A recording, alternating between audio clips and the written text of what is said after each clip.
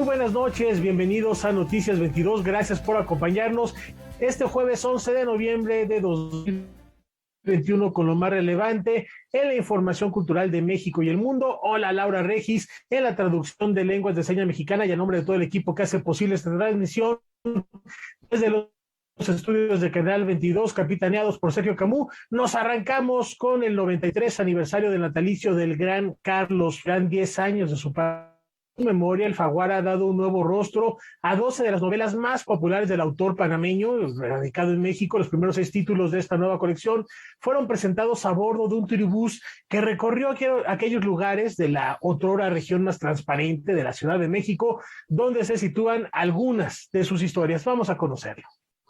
Nos convertiremos esta tarde en vampiros alrededor de la Ciudad de México.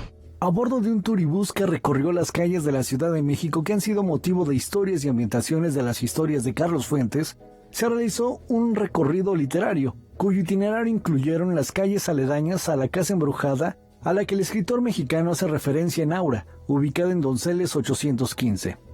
Las calles del centro histórico fueron evocando a Vlad, una novela corta en la que Fuentes narra la historia de un vampiro que busca instalarse en la Ciudad de México con la ayuda de un abogado.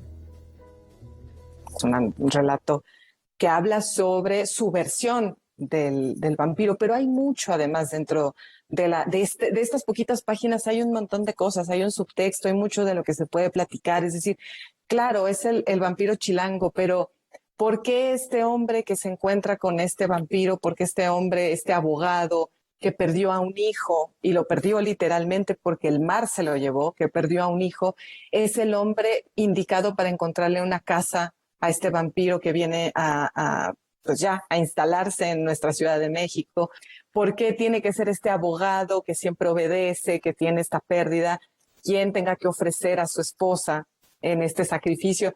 Y además tiene todo, en estas pocas páginas, todo lo de Fuentes. Tiene ese manejo del narrador que él sabía hacer de una manera extraordinaria. Tiene el erotismo y tiene la tristeza también y la soledad. Entonces, me parece que en muy poquitas páginas, si alguien no conoce a Fuentes, puede encontrar el camino y encontrar varios de los puntos principales de su imaginación. Vlad forma parte de los 6 títulos del primer lanzamiento de la colección de la biblioteca Carlos Fuentes de la editorial Alfaguara, con portadas hechas por el diseñador Alejandro Magallanes, que se presentaron durante el recorrido con motivo del 93 aniversario del natalicio del escritor mexicano. Estaría feliz con estas nuevas portadas porque son atrevidas, porque están rompiendo, porque conectan con los jóvenes, porque le dan otra vida a su biblioteca. Y por ejemplo, este librito Vlad, que me parece que es uno de los puentes para conectar con todas las generaciones de lectores posibles de Carlos Fuentes. Los títulos que ya están disponibles en las librerías con esta nueva edición son La silla del águila, Inquieta compañía, Gringo viejo, Cuentos naturales y Cuentos sobrenaturales. El resto de la colección saldrá a la luz el 15 de mayo del próximo año.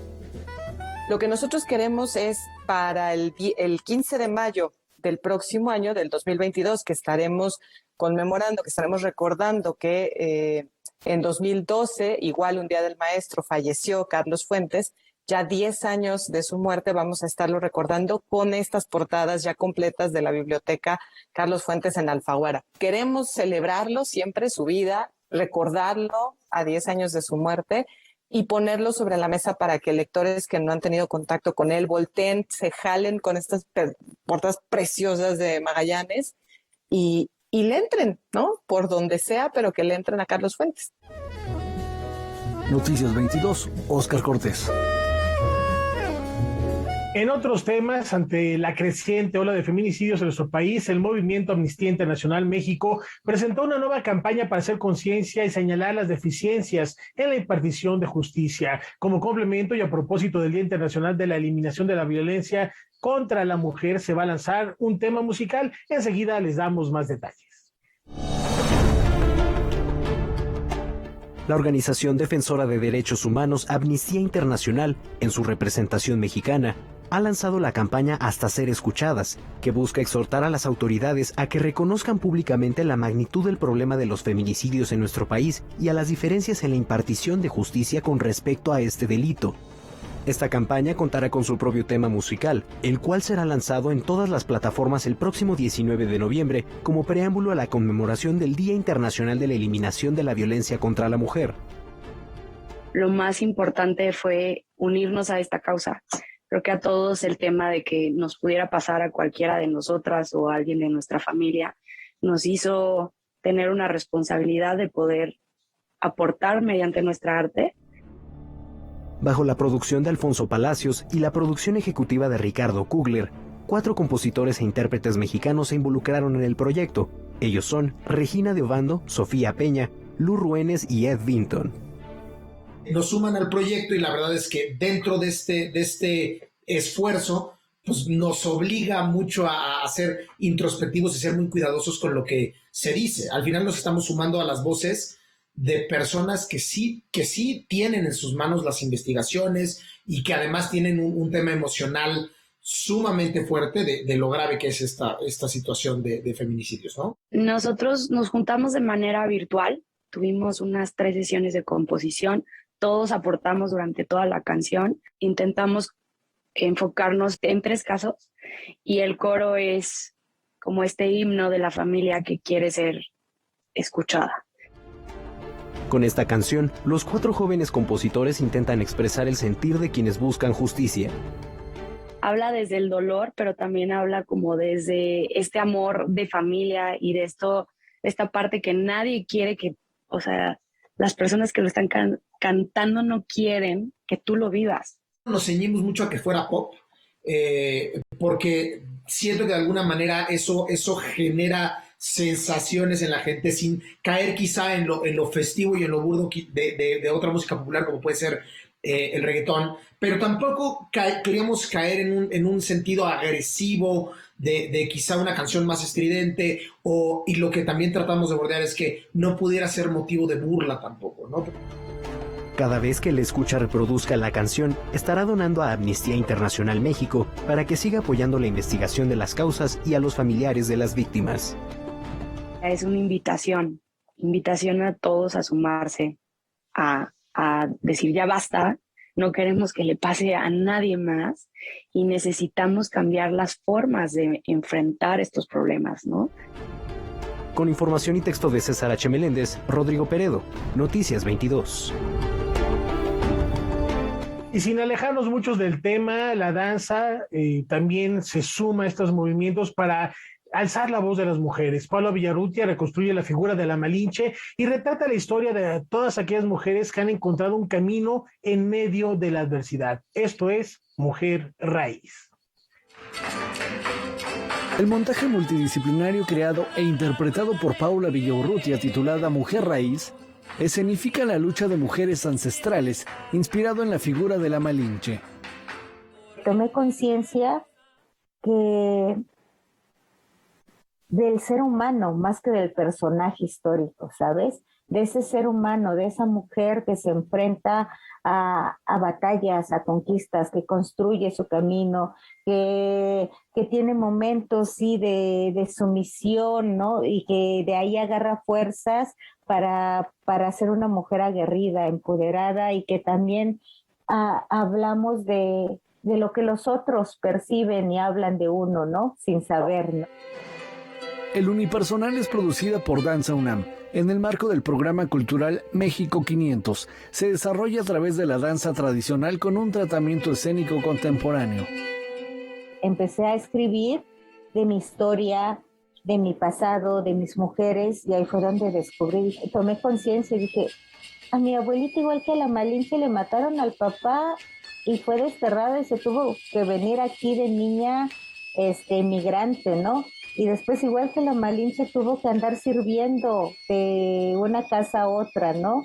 Y mi bisabuela le pasó esto, y mi tía, y después dije, a ver, no solo mis mujeres, nuestras mujeres han pasado por tantas cosas, y no es una cuestión de victimizarlas, todo lo contrario, es de decir, qué fortaleza han tenido y han salido adelante, y de acuerdo a los diferentes contextos han pues sembrado la flor que ahora somos. Nuestras mujeres conocen del abandono, saben de los pies cansados después de caminar largas jornadas. La obra desarrolla 3 momentos en la vida de la Malinche. A Malinali Malintzin, la niña, que fue una niña, pues se dice de una familia noble, y que pues le matan al papá y la terminan vendiendo como esclava. Un segundo momento es cuando ella pues se atreve y da un paso al frente y dice: yo sé ese idioma, y comienza a ir hacia adelante y a hacer su camino, y de atrás se pasó a un lado y de a un lado se pasó al frente hasta lograr ser Doña Marina, ¿no? Y por último hablamos de ese mito de la Malinche que fue creado después de muerta. Esta reflexión sobre uno de los personajes emblemáticos y polémicos de la identidad nacional se presentará en la Sala Miguel Covarrubias en el Centro Cultural Universitario. Empezamos el viernes 12 de noviembre y vamos a estar viernes 12, sábado 13, domingo 14 y lo mismo la siguiente semana, que es viernes 19, sábado 20 y domingo 21.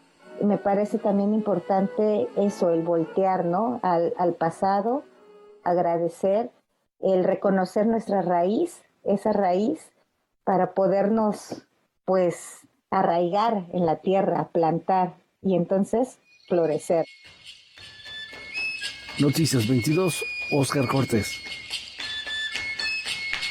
Y antes de la pausa, les informamos que la escritora uruguaya Cristina Peri Rossi ha sido galardonada con el Premio Cervantes de Literatura 2021. De acuerdo con el acta del jurado de concesión del Ministerio de Cultura de España, la autora recibe este galardón por su destacada trayectoria y por la capacidad de plasmar su talento en una pluralidad de géneros literarios, particularmente la poesía, pero también está el relato breve y la novela. Ella va a recibir el galardón en abril del próximo año durante la ceremonia en la Universidad de Alcalá de Henares. Es la 6ª mujer que se hace acreedora a este que es considerado el premio más importante de la literatura en lengua castellana. Enhorabuena para Cristina Peri Rossi. Vamos a hacer una brevísima pausa, ya volvemos.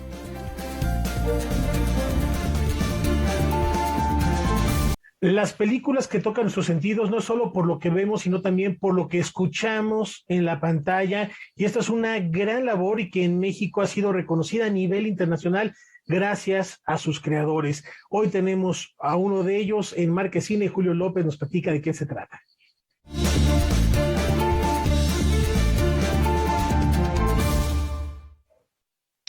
Rafa, amigos de Noticias 22, muy buenas noches. Pues sí, tenemos un invitadazo de lujo, ya ganó un premio Oscar, tiene 25 nominaciones a los premios Ariel, lo ha ganado en 9 ocasiones y bueno, está esta noche con nosotros para hablar de un ciclo que justamente esta televisora le dedica, el cine de Jaime Bax. ¿Cómo estás, Jaime? Muy buenas noches. Hola, Julio, muchas gracias por invitarme. Saludos a todo el auditorio. Fíjate que pues un poco lo hemos discutido, ¿no? Y lo hemos hablado en muchísimas ocasiones, ¿no? El trabajo que hay detrás de una película, ese trabajo de las personas que no se ve, pero se escucha, que no se ve, pero se siente, pero no, que no se ve, pero que a la gente le emociona, y es un poco lo que te toca hacer, la mezcla de sonido, ¿no? Hoy vamos a presentar además una película bien interesante de un director muy reconocido, vamos a presentar El laberinto del fauno de Guillermo del Toro. Así que cuéntanos un poco cómo fue trabajar con este gran director, ¿no? En esta parte que es la mezcla de sonido. Bueno, fue un momento, yo diría, cúspide en el quehacer sonoro en este país, porque Guillermo pudo haberse ido a hacer la mezcla del sonido de su película a otro país, a otro lugar del mundo, pero decidió venir a México a mezclarla con nosotros. Y cuando hablamos de cine, siempre tenemos que hablar de que es un equipo en donde hay mucha gente colaborando. Entonces, a mí me tocó ser, digamos, el responsable de la mezcla, pero estábamos en la parte de sonido, y Martín Hernández era el diseñador de los sonidos de la película.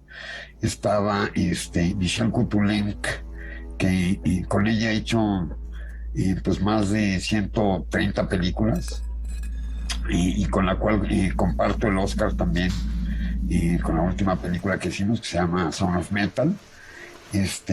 Estaba En fin, había una cantidad inmensa. O sea, si revisan cuánta gente había en sonido en esa película, yo calculo que habíamos como unos 25 o 30 personas de varios lados del mundo, de hecho. ¿Qué es lo común para una película? Que cuántas personas participen, ¿no? Pues digo, para tener como una noción de qué tanto le habían invertido al sonido. Bueno, eso depende mucho del tamaño de la producción y de lo que se quiere en sonido, pero en el caso de El Laberinto, creo que era una película bastante grande para lo que estamos acostumbrados a hacer en México en ese momento. Entonces, sí, 25 o 30 personas era un mundo, porque organizarnos todos y poder colaborar coordinadamente no es una tarea fácil. Y en el caso del Laberinto, pues tuvimos la suerte de que todo salió muy, muy bien y todos quedamos muy contentos, sobre todo creo que el maestro Guillermo del Toro nos lo dijo, ¿no? Entonces nos sentimos felices, verdaderamente. Sí, un hombre que busca siempre el detalle, ¿no? Pero a veces justo para la gente que no está tan empapada de lo que hay detrás de una película o de lo que hace cada persona en algunos departamentos, cuéntanos un poco, ¿no? ¿De qué se trata la mezcla de sonido y cómo la podemos encontrar o ver reflejada en una película como El Laberinto del Fauno? Bueno, lo que pasa es que la mezcla de sonido es la parte del sonido cinematográfico en donde de lo que se trata es enfocar los sonidos, de tal manera que el espectador lo vas dirigiendo a través de los sonidos que van siendo preponderantes sobre otros. Y esto tiene un poco que ver con que en la vida real nosotros tenemos la capacidad de enfocar sonidos independientemente, o sea, somos seres vivos y tenemos oídos y cerebro, y entonces nosotros realmente oímos o enfocamos las cosas que nos interesan en la vida. Muchas veces es por sobrevivencia, incluso cuando salimos a la calle, si vamos a cruzar una calle, lo primero que notamos el sonido es que no venga un coche, que no venga una moto, que a veces ahora con las nuevas patinetas que no tienen sonido porque son eléctricas, pues casi me atropellan la otra vez, ¿no? Por ejemplo, me faltó sonido ahí en la patineta. Pero entonces nosotros en nuestra vida diaria tenemos esa capacidad de enfoque. En nuestra vida diaria podemos estar en una clase y en un momento dado nos desvanecemos porque no estamos oyendo al profesor, simple y sencillamente estamos oyendo probablemente a nuestro compañero que está allá atrás diciendo alguna cosa en voz baja, pero tenemos esa capacidad de enfocarlo y decidir que preferimos oír lo que están conversando atrás de nosotros que lo que está diciendo, yo que sé, el maestro en este caso. En el caso de la mezcla sonora lo que hacemos es eso, pero de manera artificial y con la idea de ir conduciendo al espectador a que entienda y refuerce lo que el cineasta quiere que se refuerce en pantalla. Entonces, esa es la labor de mezclar una película. Jaime, pues eso es todo un trabajo increíble que realiza, ¿no? Ya decías, más de 100 películas aquí en Canal 22. Pues justo en colaboración con los estudios Churubusco vamos a presentar 10 películas en las que realizaste justamente este trabajo. Va a estar Arráncame la vida, ¿no? Está por ahí Cuates de Australia, Batalla en el cielo, Zurdo, ¿no? Sobrenatural, Sangre, En el hoyo, en fin, la cantidad de películas que se van a ver aquí en Canal es impresionante. Un poco también, justo para terminar esto, ¿cómo recibes esta idea? O bueno, no sé cómo decirlo, un breve homenaje sobre tu trayectoria, que la gente tenga la oportunidad de conocerlo a través justo de la pantalla de Canal 22.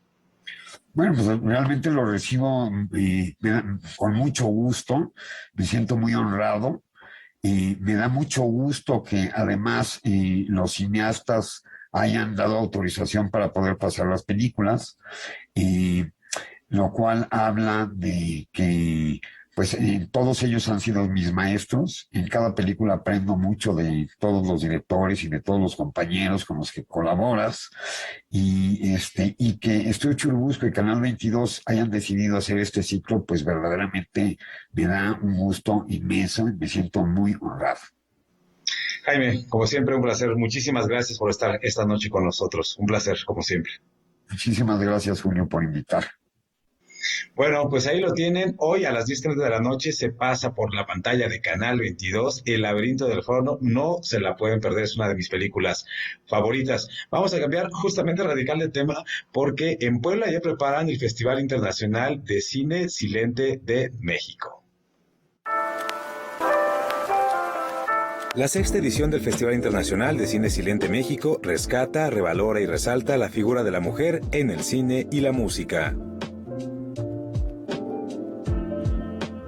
Vamos a tener espacios en lo digital y también eventos muy especiales en 3 sedes, que también son muy queridas en Puebla. En el Museo Nacional de los Ferrocarriles Mexicanos se realizarán las actividades formativas, charlas y coloquios.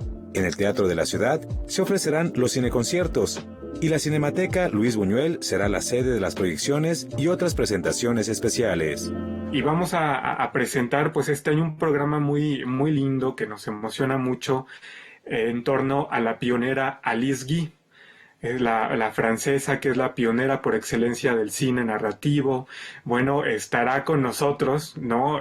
Su obra nos acompañará en esta inauguración, integrada por 13 cortometrajes proporcionados por el Institut Français y la Alianza Francesa de Puebla. También se exhibirá un conjunto de trabajos bautizados como Cinemas Fear Nasty Woman, integrado por filmes interpretados por mujeres comediantes del cine mudo internacional entre 1910 y 1926. Las curadoras quieren transformar el término nasty, que cierto político desagradable, expresidente de los Estados Unidos, mencionó para pues arremeter en contra de las mujeres. Ellas se apropian de este término y bueno, a partir de los orígenes del cine, notan que existe pues esta diversidad de cuerpos, esta diversidad también de intenciones, de comedias anárquicas protagonizadas por las mujeres, y es así como se redignifica el trabajo de estas pioneras y pues también, reitero, se reapropian del término. Con la proyección de la historia negra del cine mexicano de Andrés García Franco se reconoce la trayectoria de Miguel Contreras Torres, y con la película El secreto de Cándida de Kenia Márquez revalorizan la incursión de Cándida Beltrán Rendón en el cine. El homenaje Fixilente 2021 será dedicado a la investigadora y curadora Itzia Fernández Escareño, formada en la Universidad de Sorbona. El Festival Internacional de Cine Silente México se realizará del 23 al 27 de noviembre y, como es costumbre, también ofrecerá una sección de lo más destacado del cine silente contemporáneo. Todas las actividades y proyecciones, virtuales y presenciales, son gratuitas. Noticias 22, Julio López. Bueno, pues ahí lo tienen. También les recuerdo que ya iniciaron las actividades del Festival Internacional de Cine de Los Cabos y también, digamos, en la fila ya se encuentra el Festival de Cine de Barrio. Aquí les tenemos todos los pormenores.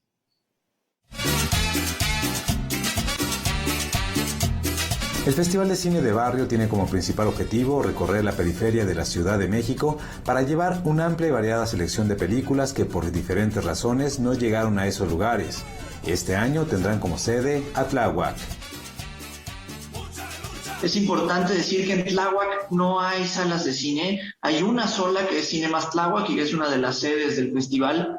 Entonces, de pronto, el flujo de películas es muy lento, es muy tardado, ¿no? Entonces, estrenos o películas que están recorriendo festivales, llegando a grandes salas, no llegan de manera tan rápida o tan fácil. Por extraño que parezca y a pesar de la cercanía con la Ciudad de México, FECIVA busca descentralizar la oferta a través de 5 secciones. La más llamativa es Tirando Barrio, que está enfocada a mostrar lo más destacado de la cinematografía nacional.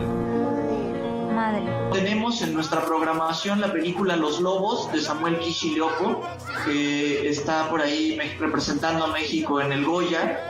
Tenemos también la película 499, que por ahí en los días del festival tendrá su estreno comercial, una película muy interesante. Y tendremos uno de los grandes estrenos del año en este país, que es la película Noche de Fuego de Tatiana Hueso.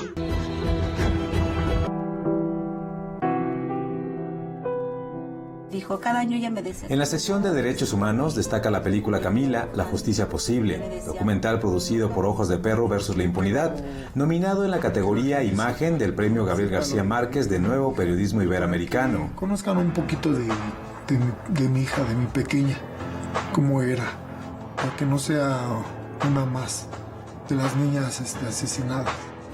Los hombres que acostumbran a violentar a las mujeres van a saber que las penas no nomás están plasmadas en un papel, que esto no tiene marcha atrás. Junto con Netflix, proyectarán Las 3 muertes de Marisela Escobedo del director Carlos Pérez Osorio, quien además impartirá una masterclass.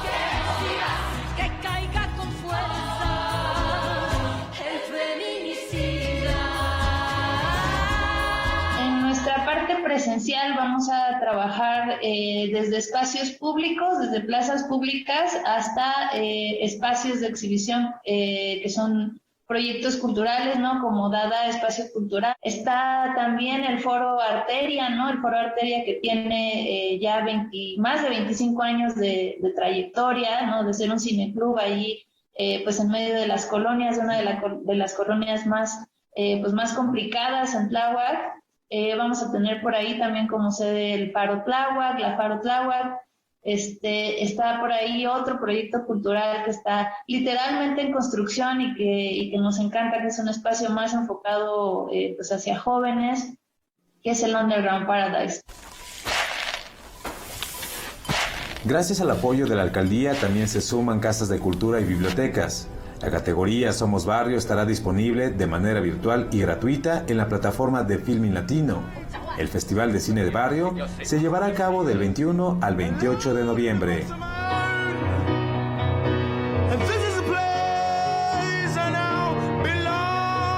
Noticias 22, Julio López.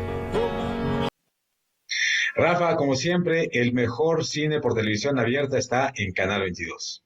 Y vaya que está la oferta rica y amplia. Gracias, mi estimado Julio, un fuerte abrazo, nos vemos la próxima semana y por lo pronto los invitamos a que hoy a las 9 de la noche no se pierdan a Jacaranda Correa en Debate 22, va a recibir a Mercedes Moncada y a María Teresa Blandón para hablar sobre el contexto social y político que se vive en Nicaragua ante la 4ª reelección de Daniel Ortega. No se lo pierdan, terminando este espacio informativo, una pausa, ya volvemos.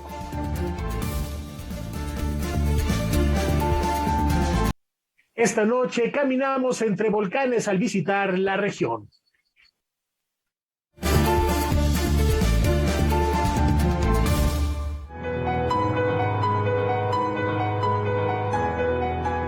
Atrapados en el Valle de México porque seguimos creyendo que aquí se encuentran los recursos y la vida que no hallaremos en ninguna otra parte, los capitalinos recorremos las mismas calles atestadas y miramos a veces en algún respiro hacia las montañas que nos rodean, quizá pensando en escapar algún día o, por lo menos, en encontrar respiros que nos permitan volver más descansados al fragor de la batalla. En estos casos no deja de sorprender la cercanía del Ajusco, el macizo montañoso que se encuentra al sur de la ciudad y que en buenos días puede apreciarse desde casi cualquier punto de esta. El Ajusco, que significa en náhuatl floresta de agua, es parte de una cadena de 220 volcanes, entre los cuales podemos encontrar el Xitle, a 3.100 metros sobre el nivel del mar, cuyo cráter puede visitarse. Su erupción hace más de 1500 años dio origen al Pedregal de San Ángel y al subsuelo de la zona de Ciudad Universitaria y provocó el inicio del abandono de la zona de Cuicuilco. Otros volcanes que forman parte de la cadena son el Tlaloc, el Pelado, el Cuauhtzin, el Chichinautzin, todos por encima de los 3000 metros sobre el nivel del mar. Algunos picos famosos de este macizo montañoso son el Pico del Águila y la Cruz del Marqués. En este escenario bucólico hay todavía una esperanza de ecosistemas saludables. Muestra de ello es la existencia de zonas protegidas como el Parque Nacional Cumbres del Ajusco, donde aún viven bosques de pinos y encinos y una larga variedad de fauna: ardilla, cacomixtle, conejo, coyote, zorro, aguililla o especies endémicas como la rana de árbol o el carpintero de Strickland. Solamente de aves han llegado a contarse 200 especies. Sabemos también que a lo largo de los años el parque ha sufrido los excesos a los que estamos acostumbrados en la región. La tala y quema indiscriminada, la cacería, la contaminación por basura, los asentamientos humanos ilegales, es decir, la amenaza constante de lo urbano, inseguridad incluida, en lugar de que recibiera cuidados que lo hicieran crecer más y mejor. Queda el consuelo de que varias iniciativas se han levantado en otros puntos del Ajusco, como la Reserva Ecológica Comunitaria de San Miguel Ajusco, decretada en 2010, o el Parque Ejidal San Nicolás Totolapan, donde además de actividades recreativas se pueden visitar edificios históricos como la pirámide de Tecpan o la iglesia de Santo Tomás Ajusco. Como muchas de las maravillas que tenemos en la región, nunca pensamos que el Ajusco guarda todas las que hemos mencionado. Ojalá hubiera más empeño político para conservarlo y lograr que su mancha verde pudiera ganarle espacio a la mancha gris del concreto y que no lo tuviéramos como un telón de fondo, sino como un bosque al que pudiéramos recurrir los capitalinos siempre que queramos sentirnos vivos, entre volcanes y pinos. Para Canal 22, Roberto Frías. Una fusión de sonidos se vivirá en el Complejo Cultural Los Pinos cuando llegue el primer tianguis de música independiente, La Zurda. Las propuestas musicales que se abren camino de forma independiente encuentran una nueva plataforma para su difusión. Este fin de semana, el Complejo Cultural Los Pinos será sede del primer tianguis de música independiente, La Zurda, que tiene sus antecedentes en los tianguis de gráfica realizados en el mismo espacio en los meses de junio y octubre, encabezados por el artista visual y gestor cultural Antonio Ortiz. Hace poco le propuse a Homero el que se hiciera hacer uno de música. Ahora, la cosa es como conectar un poco el concepto de gráfica con música, hermanar los dos conceptos de música reproducible y lo que es dibujo, gráfica reproducible, ¿no? En esta primera edición del Tianguis de Música Independiente La Zurda participarán más de medio centenar de sellos discográficos que ofrecerán al público grabaciones, discos y cassettes de más de 1,000 grupos y artistas de un amplio abanico de géneros musicales. Además, el emblemático Tianguis Cultural del Chopo tendrá presencia en esta celebración de la música y quienes la hacen posible. Va a haber también una representación ahí del Chopo, pues una buena cantidad de expositores de los que, pues ya ves que se hizo famoso el Chopo precisamente por el intercambio de discos, la venta de discos, etcétera, ¿no? Entonces ahora va a haber algo así como un trocito del Chopo en Los Pinos, ¿no? El Tianguis contará con 100 espacios de exhibición y un escenario. Va a haber más de 100 mesas donde van a estar todos los expositores, y todo, de tal manera que el paseante que llegue allí al tianguis, sin que te lleguen a lastimar los oídos, tengas un panorama muy completo conforme vayas caminando de toda la música que tanto las disqueras, los sellos de discos independientes están ofreciendo al público, ¿no? Va a haber más de 20 conciertos en vivo, es decir, las más sellos, las más disqueras, o a veces algunos grupos se autopropusieron para tocar ahí en un escenario que va a haber. Entonces va a haber pues reconocidos músicos como Germán Bringas, Babú Diabete, y gente así. Entre las propuestas que participarán en los actos musicales se encuentra la del sello independiente Más Allá de Tu Razón. Somos una disquera independiente que se dedica a llevar toda la cuestión de la música oscura en la Ciudad de México. Esto es el gótico y todos sus géneros y subgéneros que hay. En esta ocasión nos vamos a presentar como prácticamente con grupos, no como disquera, porque tenemos como paradito ese asunto, por obvias razones, pero voy a estar como DJ antes de la banda principal, que es Blood Dance, una parte del sello. Voy a estar por ahí tocando un set bastante oscuro, pero justamente de todas las, digamos, las bandas locales, ¿no? La idea es como fomentar toda la gente que hace partícipe de esto, que es mucho esfuerzo. El primer tianguis de música independiente La Zurda se llevará a cabo del 12 al 14 de noviembre en la Plaza Francisco y Madero del Complejo Cultural Los Pinos, en un horario de 11 a 18 horas. Con información de César H. Meléndez, Noticias 22, Karen Rivera. Seguimos con sonoridades porque mañana arranca el Festival de Música de Morelia Miguel Bernal Jiménez, uno de los encuentros más esperados y entrañables del año. Su directora Verónica Bernal nos platica qué podemos esperar en esta 33ª edición.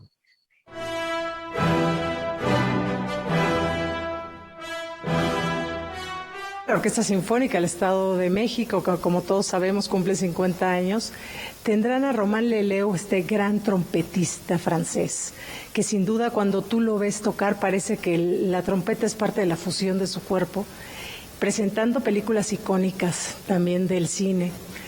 Y así como eso, pues un César Holguín, este gran bandoneonista argentino, con Una noche de tango, con varias parejas bailando, la camerata mozartiana, ¿no? Desde Austria, es un imperdible. El concierto de jazz, Alejandro Campos, así como lo vemos que de repente es un poco más tímido, es un musicazazazo. O sea, y el tenerlo en el festival es un honor para nosotros. Voz en Punto, este ensamble a capela mexicano extraordinario, pues hay varias, dependiendo del gusto. Yo te diría, si te gusta el tango, pues vente a la noche de tango, vente al de jazz. Si te gustan conciertos sinfónicos, Álvaro Vitrán, por supuesto, este gran chelista del Cuarteto Latinoamericano, con Aguisa, que va a estar al piano, esta gran pianista rusa. Pues es un concierto, un deleite. O el maestro Jaime Márquez en la guitarra, en la Pinacoteca. Va a ser precioso concierto, porque la Pinacoteca es un espacio, es una cueva, digamos, dentro de un templo, una belleza maravillosa, que bueno, seguro te va a envolver la guitarra con el maestro Jaime Márquez. En fin, yo creo que hay muchos conciertos dependiendo de los gustos. Si te gustan las cuerdas, si te gustan los alientos, las percusiones, también un concierto maravilloso de Versus 8. Pues aquí si el gusto se rompe en géneros, invitarlos, que entren a festivalmorelia.mx, es la página web, o a través de las redes sociales, nos busquen como Festival de Música de Morelia y vengan a Morelia, disfrútenlo, es del 12 al 21 de noviembre, si no pueden el primer fin, que es un fin feriado, porque el lunes 15 no se trabaja, pues vénganse el otro fin de semana a disfrutar.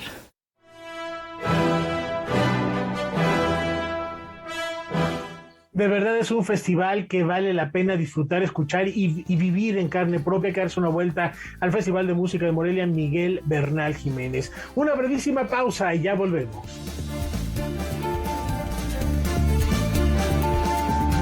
En la editorial de esta semana, nuestro admirado y estimado David Huerta recuerda al escritor cubano José Lezama Lima.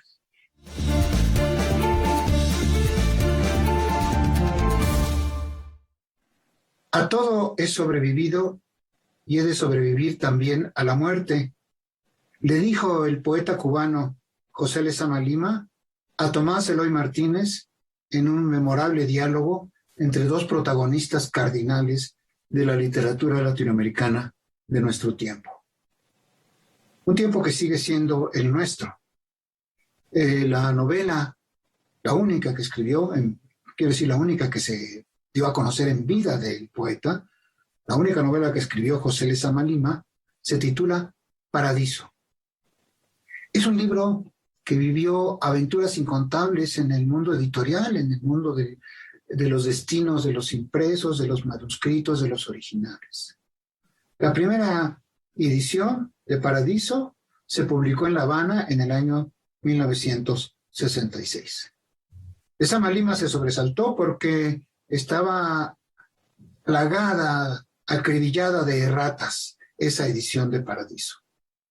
De modo que dos amigos suyos, el escritor mexicano Carlos Monsiváis y el escritor argentino Julio Cortázar, le ofrecieron a Lezama Lima revisar y corregir en la medida en que fuera eso posible, puesto que no tuvieron los manuscritos originales a la vista, la novela que en La Habana había sido publicada con tantas deficiencias. Esa edición, revisada por Cortázar y Monsiváis, se publicó en México en 1968 con el sello editorial de Era. Ediciones Era la publicó ese año, Axial, como lo llamó Octavio Paz, de 1968. Puesto que, como dije, Monsiváis y Cortázar no tuvieron los materiales originales de la novela a la vista, en esa edición se colaron también muchísimos errores y erratas.